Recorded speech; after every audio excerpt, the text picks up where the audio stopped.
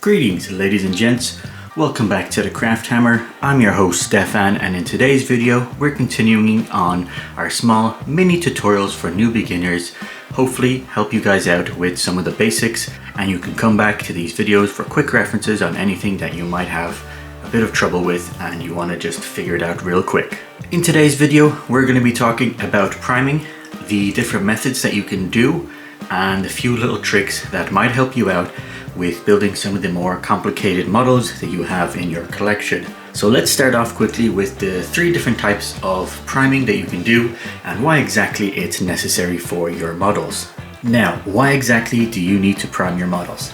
The very basic idea is that paint doesn't really adhere to smooth plastic that very well, so we need to give it something to grip onto, and the best way to do that is of course with some primer that is made specifically to stick to the actual plastic, and then the paint can stick onto the primer.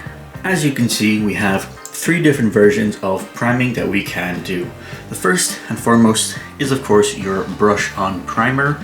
This is probably the least effective way to get your models done, mostly due to the fact that it will take a very long time for you to brush each model individually. The brush on primer is also the least reliable from these three methods, mostly due to the fact that you can't get a consistent, even coat across your models, obviously due to the fact that you're doing it by hand and you're not likely to get that consistent coat that you want. If you're looking at brush on primer, I would only really recommend it in those scenarios where you need to fix and touch up certain parts of the model that might have been chipped or something might have happened, and you just want to pinpoint where you're actually painting. Give it a tiny bit of a primer and then go back with the paint that you're doing. Now, the second type of priming, which is obviously the most common one, is of course a rattle can. Hopefully you can see that in the shot. Pretty basic concept. Shake up the rattle can, get your models and spray it from all the different parts, trying to get into the nooks and crannies and making sure that it has a nice even coat. Not too much paint though, you don't want to obscure any of the details. Overall, this is a fairly reliable and pretty good method. The only thing is that it can put too much paint on the actual model, and that's where the airbrush comes in on our next method, which is of course the airbrush itself. I have had an airbrush for quite a while, and what I generally do is mostly use it for priming, and what I normally use is a very light gray primer, spray the entire model, which helps give me the accuracy and consistency that I want, mostly due to the fact that I can control how much paint goes on to the actual model, where the rattle can is a bit more difficult when it comes to making sure that it's not too heavy when it comes to the actual paint. They're not too far off from each other, it's just you get a bit more control when it comes to the airbrush. And of course, you do have the ability that once you spend a bit of money on getting an airbrush, which you don't need the most expensive ones when it comes to priming, you then cut out the cost when it comes to the aerosols over time if you're buying a decent paint and it's consistently going for you. Now let's get into some of the more interesting parts of priming for using our pyroblasters that we were building in our previous videos. This one was just primed with the gray that came from the Color Forge line. Unfortunately, it is actually very similar to the plastic itself. Did not know that it was going to be so similar to the actual sprue color, because normally when I use priming for my airbrush, the gray is extremely light, so it nearly looks like I'm turning the model white, but unfortunately in this scenario the color is very close to the actual sprue color. But one trick that you can do with both a can and an airbrush is of course getting some of the darker spots. Hopefully this one pops out a bit. Let me see if I can adjust the light to make it a bit more. It might be easier to see on this model. And what I did is I started off with black in all the nooks and crannies, which was actually from the airbrush, but unfortunately the airbrush is clogged.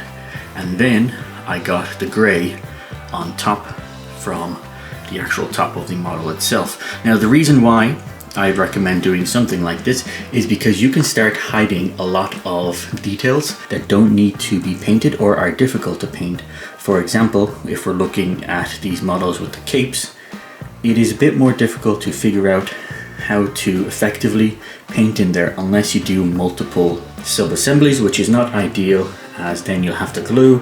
The glue might mess up your paint afterwards. One great recommendation that I can give you is if you get 2 different colored cans of spray, put black in some of the recesses and some of the parts where you can't get, and most likely you're not going to be really seeing there effectively most of the time, and then from the top you spray a lighter color to finish off priming the rest of the model.